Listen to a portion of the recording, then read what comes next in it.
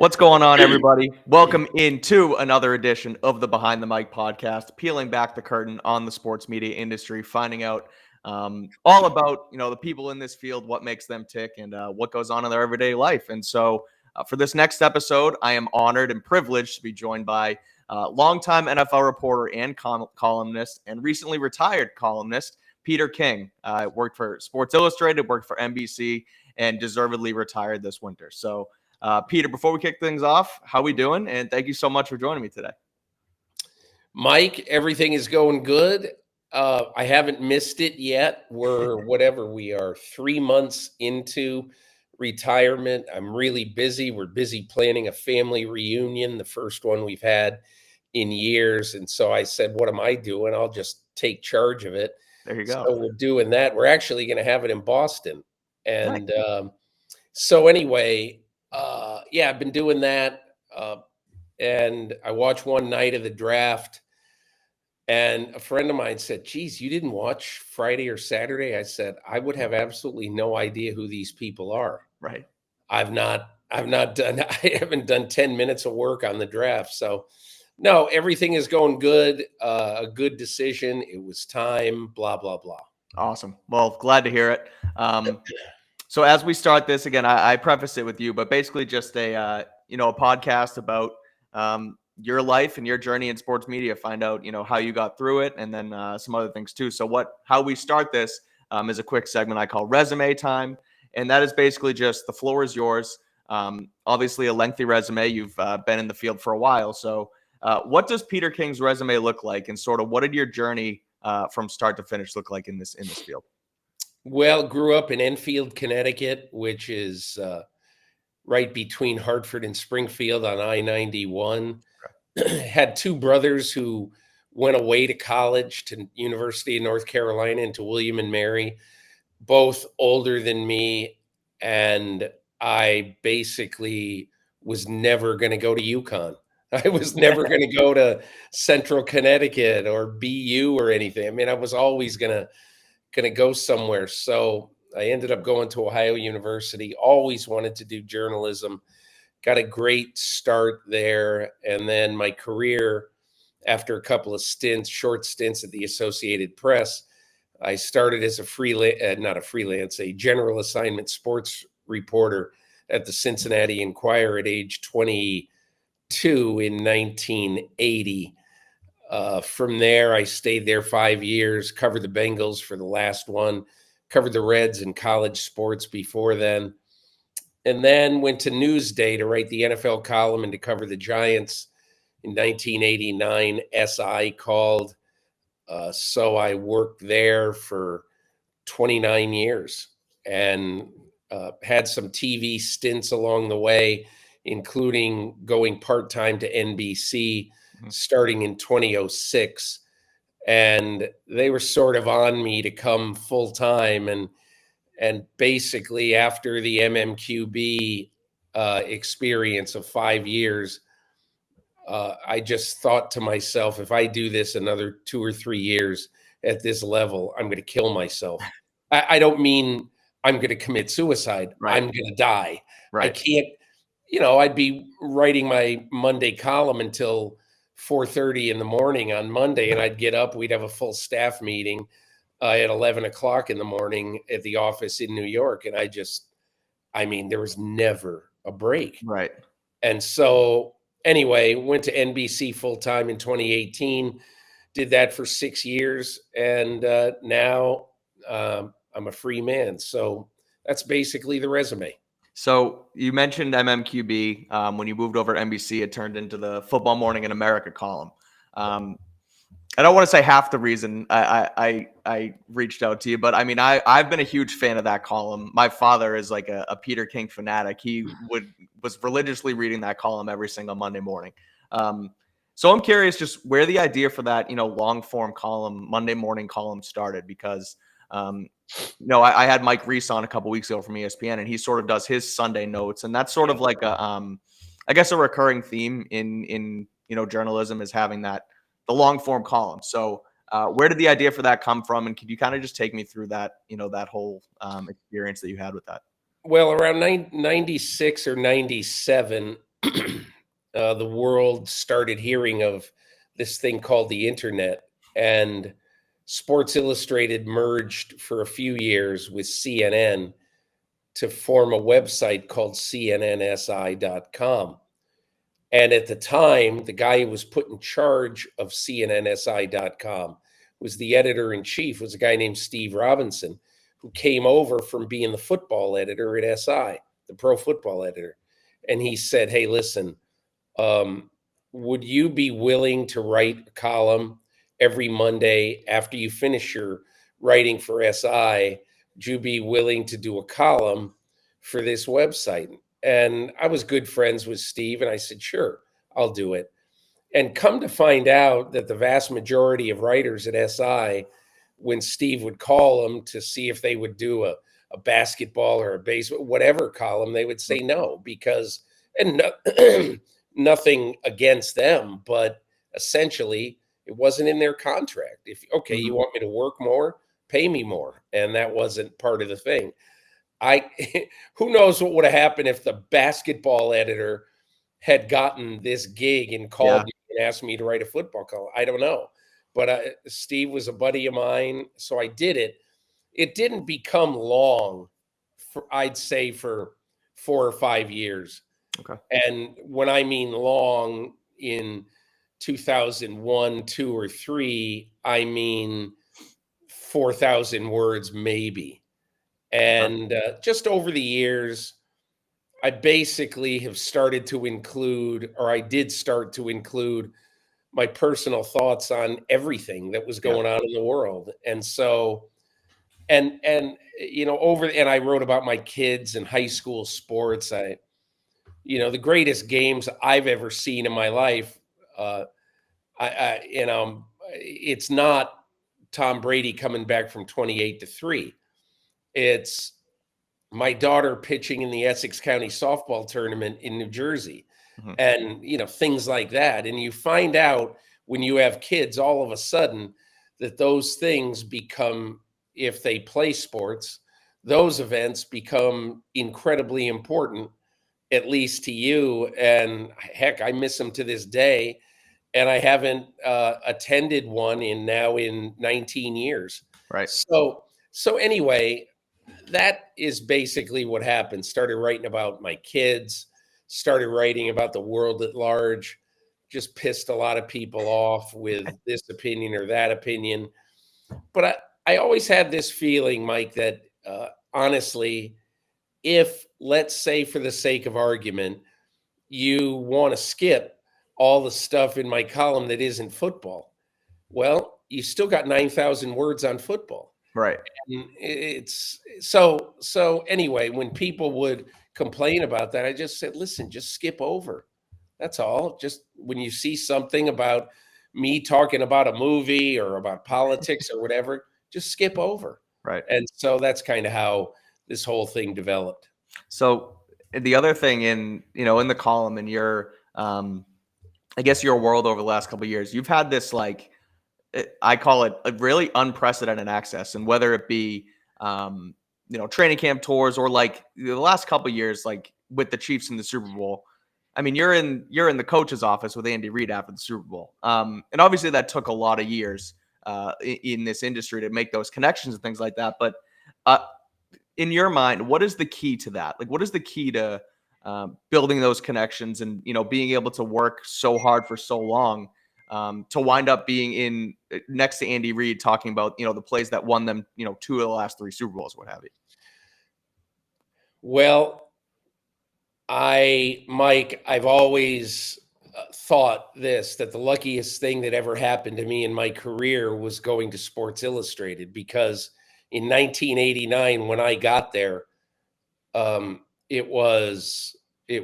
Sports Illustrated at the time, people scoff at this, but it's true. Sports Illustrated was bigger than ESPN. Mm-hmm.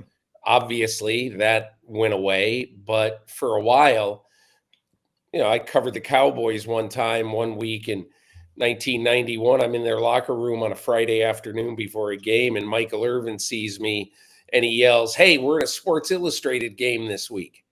And, so if you worked for Sports Illustrated and you called a PR guy and said, I'm coming in to cover your game this week, doors opened. Mm-hmm. Coaches hung out Friday afternoon to spend time with me after practice and all that stuff. So, I distinctly remember when the Rams were the greatest show on turf. I was coming in to write, okay, how did this happen? Who is Mike Martz? Who is Kurt Mm-hmm. Warner? All that stuff. And I had lunch with Kurt Warner after Friday practice. And then I spent an hour and a half in Mike Martz's office on Friday afternoon. So I probably had 3 hours plus of time with huge people. And that is why it was a blessing Right. to get the SI job, because, and today, in today's world, that just doesn't happen anymore. And so honestly, when I tell you this, I'm not being humble. Sure. I'm a lucky one. I'm the Mm-hmm. lucky one. I came along when I did, at a time when football was really exploding and SI was the big deal. So there's that. And I'll tell you about Andy Reid. In 1995, I was in Green Bay doing a story on a week in the life of the Packers. Mike Holmgren gave me the run of the place, Mm-hmm. coach at the time. So I was in their meetings. I was walking around, and Andy Reid came up to me one day and said, "Hey, you have the job that I always wanted. When I went to Brigham Young, I wanted to write football for Sports Illustrated." Huh. And so over the years, when somebody tells you that, well, obviously they're pretty good. They're okay talking to you, Right. Of course. And so, and look, but Mike, I'll just say this. A lot of people kind of call a lot of the things that I do access journalism. Mm-hmm. To me, and I'm just going to say this, that's almost an insult to me. Sure. It's almost like they're saying, okay, you have access to these guys, big deal, blah, blah, blah. Hey, look, I spent 86 minutes interviewing Tom Brady 7 days after the comeback against Atlanta. Mm-hmm. And I had 9 topics that I had prepared for, that I spent a couple of days making sure that everything I asked him about that game, particularly, that I was going to have researched it. And, with interviews during the week and after the game and all that. So hey, look, I spent a week in the life of an officiating crew, with Gene Steratore in 2013. And that was really a fun thing to do. And obviously nobody's ever been able to do that before. So it's a cool thing. But I just ask people, when they occasionally, I get a little bit ticked off about that phrase, access. Yeah. Right. I say, just read the story. If you think that the biggest benefit of this story is that somebody opened the door and let me in, I think you're being disingenuous. Read the story. Is it worth it? All I did was walk in and just capitalize on that and not really tell you anything that you didn't know? So anyway, but those have been really fun stories to do over the years. No, that's a good point, because I mean, you mentioned too how things have changed and how you were lucky with SI at the time. And even right now, like over the last couple of years, I've been on the Patriots beat. It's very, relatively strict access. You get X amount of time in the locker room. You can only see, X player at a certain, point, what have you. But when the bigger networks and guns come in, they do get more access, but that's just the nature of the business. Yeah. But it's also what you do with that access that, makes it stand out. So it's interesting to hear you say it that way too. For my next question, you mentioned, the Tom Brady interviews in the 86 minutes, right? You got any fascinating Patriots stories that you can share before we get into the next one? Because this is going to be a relatively Boston sports-based podcast. I'll never forget, I think it was 2004. I was assigned, I actually wanted to do it. This was in the day when I was on speaking terms with Bill Belichick. I haven't talked to him since 2006 because he didn't like some of the things I said and wrote about Spygate. Sure. But a couple of years earlier, I did an 8-page story in the magazine, kind of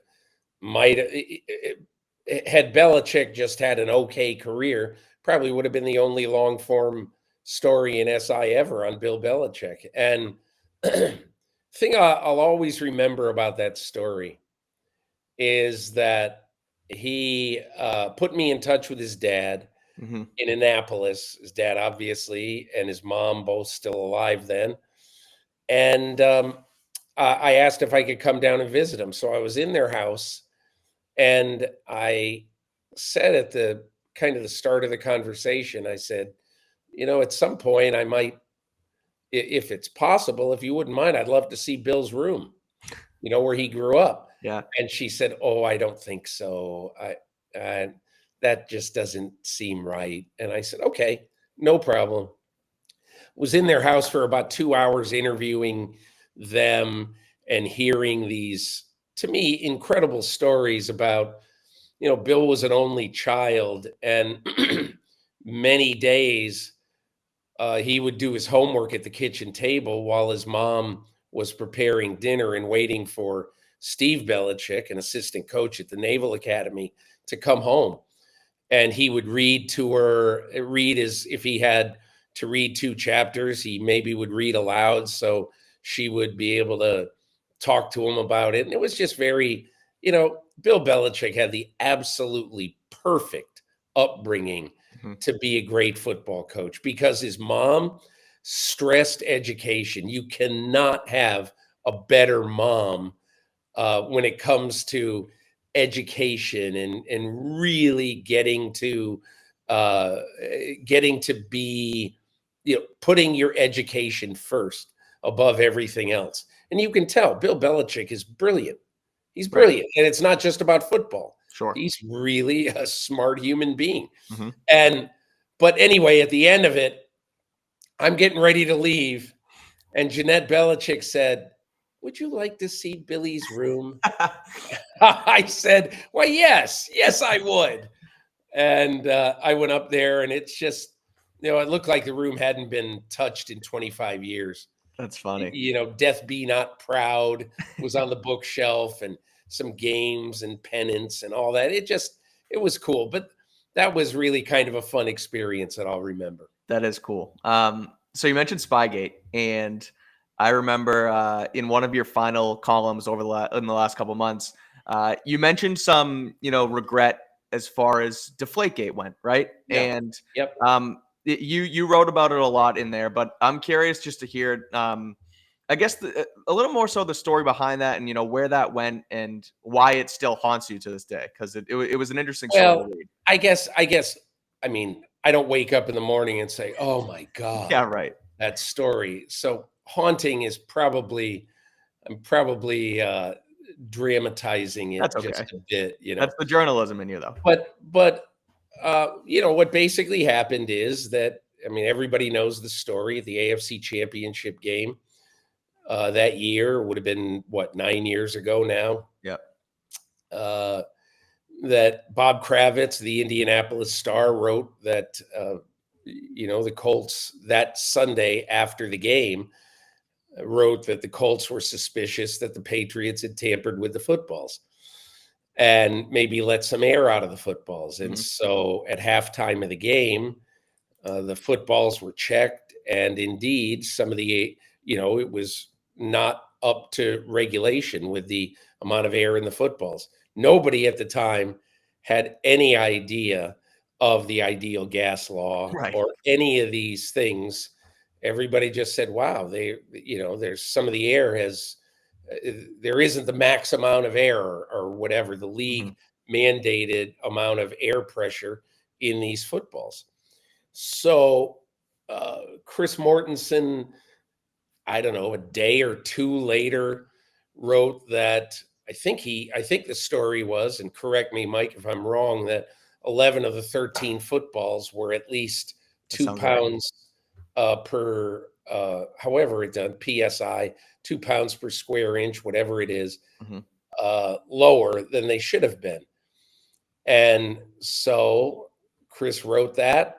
He talked about it on TV, and I looked into it, and I confirmed that exactly what Mort had said, that the inflation of the footballs was lower than what the NFL thought it should have been. And again, at the time, we don't know anything about the ideal gas law. So Right. I confirm Mort's story that there wasn't the league mandated amount of air in the footballs, which obviously in a technical thing there wasn't. But at the time, I certainly didn't know that on a cold day, particularly cold day, which it was in Foxborough on that January Sunday, that air was going to be lost in footballs because of the outside temperature. Right. So anyway, I found out later that clearly the the story was incorrect insofar as that certainly that the Patriots had tampered with the footballs. I don't know to this day if the Patriots tampered with the footballs. Sure. I still don't know. And I said at the time when the punishment came down that it was like an ant getting killed by a steam shovel or something, or ant crushing an anvil with some, or crushing an ant with an anvil, something like that. Right. Because the only thing that was said in the report that the NFL commissioned, the independent report, is that it's more likely than not that this happened. Yep. And over time, clearly, I have regrets over that. And, I admitted my mistake afterwards. And I, offered my resignation to SI. They declined. And then the story has come up a couple of times since. In 2018, I admitted it again. And then when I retired, I admitted it again. So I'm an open book with it. And if people are going to have significant problems with it, that's the way it goes. We're in the big leagues. I made a mistake. And so anyway, that's how it stands. So oftentimes people might not admit their mistakes in that situation. So it's again, if people have a problem with it, then it's kind of dumb because okay, I made a mistake, I'm wrong, shit happens. So Yeah, I was just curious to hear it. and I think the other part of this story, I don't know, over the years, people have said, "Oh my God, how could Brady have ever talked to you after that?" And how could the Patriots have ever dealt with you? Right. And I've said the same thing on many occasions, which is that people have to make their own individual assessments. If Robert Kraft thought it was so egregious that he didn't want to talk to me anymore, then he wouldn't have given me private time over the years. If Right. Tom Brady had thought the same thing, he wouldn't have given me the time. But the fact is, people make mistakes. I made one. And, life goes on. And there are some people, mostly, I think, fans over the years who, have had a hard time accepting that. And that's just the way life goes. Sure. All right. So you've obviously, you've done it all. You mentioned TV, column writing, reporting, podcasting over the last couple of years. What has been your favorite part, or what was, I guess, your favorite part of your whole journey? Doing sports media. Writing the column, because by the time I really started to get into the column, I could be my own boss. And it wasn't that I didn't like taking direction from anybody. I was happy to do that over the years. And I did it right up to the end, doing television stories. But I think I had some idea of what I wanted this column to be, how I wanted it to go, and kind of my signature way of doing it. And I just wanted to throw out as much information as I could every week about what interested me about the NFL.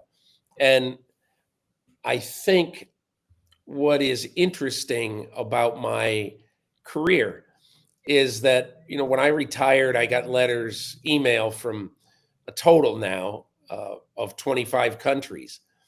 And so many people identified with that column. Mm-hmm. That's how many of them learned and their interest in the NFL grew. So, in other words, Mike, I never wanted it to be behind a paywall. Right. I really did not want that, because then I thought, okay, I think a bunch of people will pay for it, but how many people won't? There's so much free crap out there. True. I think a lot of people wouldn't. And the other thing about that is, when I was going to leave SI 2017 or 18, I interviewed with The Athletic, and their final offer was, you'll be the only thing on our site that won't be behind the paywall. People can get it for free. Mm-hmm. And it was an interesting offer, and I thought about it, but I said, I don't want to set myself apart from all the other people who work there. It's not right. It's not fair. They have a great model. Mm-hmm. And so anyway, the other thing that I kind of am proud of is that nobody ever had to pay for Monday morning quarterback or football morning in America. All right. So what's the least favorite part? What stinks? And what's not just, I guess a lot of it's like family time and things like that, but something I'll that, tell you, Mike, it's very, very easy when we talk about my least favorite part. Okay. And that is from May 1st to July 20 every year, especially the last 10, 12 years. Okay. Because the NFL has a great thing going. Mm-hmm. All right. They have all of these people who cover the NFL full time.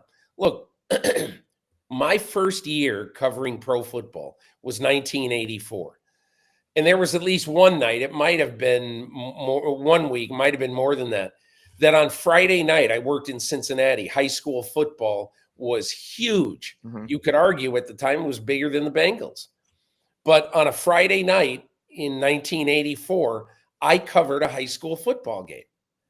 And so there were other things to do. I did other things in the off season too. Right. But so my whole thing is, the NFL has got a great deal. They've got thousands of people who cover the NFL full time. Mm-hmm. So their bosses and their websites, their pay, everything, they're not giving them 10 or 12 weeks off, after the draft. Right. They're going to say, hey, come up with some cool ideas. We need content this off season. It is I'd say the majority of it is absolute BS content that I hate doing. And I hated doing it every day that I had to do it. That's why, I bet I did very few things that are worth half a crap. So you're not a mock draft guy then? No. And hey, look, here's the other thing. How about 2 days after the draft, I look online, there's 25, first mock of 2025. Yep. I fought the mock draft complex when I ran the MMQB. And you know what I said? I said, we will never run a mock draft in October, November, December, ever. Mm-hmm. We'll never do it. I don't care how many people would click on it. You know why? We have no idea who's picking when. Yeah. How can you do that? Well, if the standings happen, the standings aren't going to be what they are today. Right. Anyway, so the off season, it pissed me off. Yeah. It just did, because we're not meant in life to have only one piece of interest. That's it. Mm-hmm. We're not meant to do that. We're meant to do other things. We're meant to read books. We're meant to go to baseball games and have beer. We're meant to do all these things.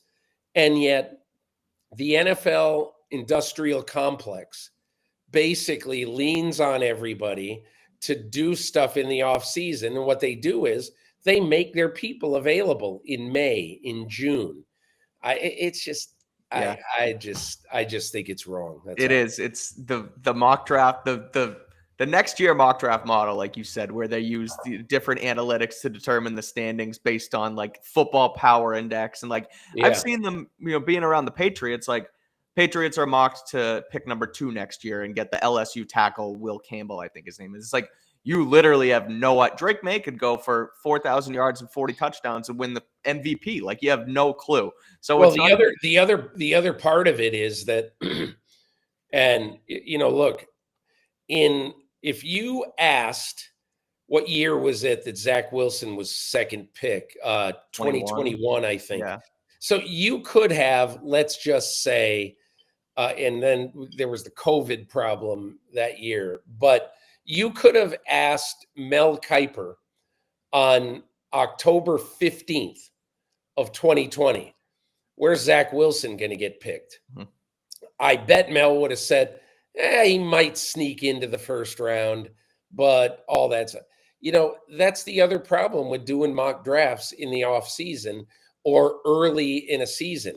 Let them play. Right. Let's see what they can do. And anyway, I just think so much of it is, they're reeling people in with bogus crap. Yeah. That's all I can say. Even Jaden Daniels this year, he zoomed up to the number 2 pick over the last month of the season, even after winning the Heisman. So you're right; it's all kind of a crock of crap. All right, quickly before we get to our final Fast 5 rapid fire questions to close this thing out. You mentioned it when you first started that you're not really missing it yet, but is there any chance Peter King ever returns down the line, or is Peter King done with work? Is he fully retired? Mike, I don't know, because I'm talking to people now about things I might do. Might I teach? Might I do a podcast? I don't really feel like writing that much right now. Sure. But might I do something? And the answer is I just don't know, because right now I'm enjoying 3 months of doing nothing. But I can't tell you how I'm going to feel on Labor Day weekend doing nothing. Could I do a very small, TV job somewhere, do a few things for somebody on TV? I could, but I just don't know. But nothing really feels urgent to me right now. Gotcha. All right. Fast 5 to finish. Five rapid fire questions to close out this podcast with Peter King on Behind the Mic. Number 1, what is your favorite thing to do outside of sports? Probably hobby-wise, I'm a big baseball fan. Okay. I keep score at every game I attend. And so I like to go to 15 to 20 baseball games, mostly in the off season. But sometimes, I've gone to the World Series probably 15 of the last 20 years. Oh, wow. Gone to one game. So I'm a big baseball fan. All right. Number 2, what is the most, and you've had many, what is the most memorable moment you've had throughout your sports media career? I would say probably sitting in a cabin in Montana with Brady for an hour and a half, 7 days to the moment after he beat the Atlanta Falcons, and getting him to bleed about the game. And that to me was, I always viewed, Mike, that I wanted to make sure that I am going to do everything humanly possible to do the best job I can on any story that I do. And in that particular one, I was a little dogged. Brady probably got a little sick of me pressing him to do this. But my whole point is, Tom, someday one of your sons, somebody in your family, is going to want to know what exactly happened on that February Sunday against the Atlanta Falcons. How did that happen? And I said, you are going to tell the story prompted by me. And I don't know whether that clinched it. I don't know what happened, but I'd say I was kind of proud of that one. Awesome. Number 3, what's the best advice you've received in this industry? When I was a sophomore at Ohio University, one of my professors said to me, your job is to take people where they cannot go and tell them things that they do not know. And anytime I talk to a journalism class today, I tell them that exact sentence. And I think it's at the essence of what we do in journalism. And I think it has taken on even bigger meaning today when journalism is so under fire. You can't be thinking about, the people shooting at you and telling you you're worthless and journalism is fraudulent and all that stuff. You just got to do your job. And your job is to tell people things that they do not know. Love it. All right. Number 4, what would you be doing if you weren't or what would you have done if you didn't work in sports media? I probably would have covered the State House in Columbus, Ohio, and dreamed one day of working at the Washington Post. I would have covered something in news. I never had any I didn't cover, I wasn't a sports writer in college. The only reason I got the sports job is that the guy who oversaw my internship, a news editor in Cincinnati, got hired as the sports editor at the Cincinnati Enquirer and called me and hired me. If he had become the editor of the Columbus Dispatch, he would have called me and he said, hey, come up and cover the State House for us or something. I would have done that too. All right. All right. And number 5, off the beaten path here, but Peter King, what is your favorite pizza topping? Arugula. Interesting. All right. Over the years, it's changed. It used to be pepperoni. Twice a year, I'll have pepperoni because I miss it so, but I just know it's not really good for you. But every time I can, I put as much arugula on the pizza as I can. All right. Love it. All right. Well, Peter, thank you so much. This has been awesome. Really appreciate you coming by and doing this. No problem, Mike. Enjoyed it. Good luck to you. Thank you. Appreciate it. All right. Well, everyone, you can follow Behind the Mic podcast at Behind Mic Pod on social and subscribe wherever you got your podcast. Thanks for listening, and we will talk to you next time.